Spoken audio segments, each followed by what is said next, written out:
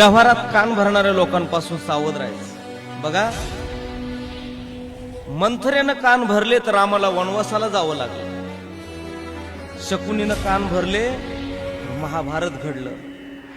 कान भरण्यासारखं विष या जगामध्ये दुसरं कोणतंच नाही। एखाद्या महाभयानक विषावर इलाज होऊ शकतो, त्याच्यावर औषधी तुम्हाला मिळू शकते, पण कान भरलेलं जे विष आहे या विषयावर आतापर्यंत अजून औषध निघलं नाही।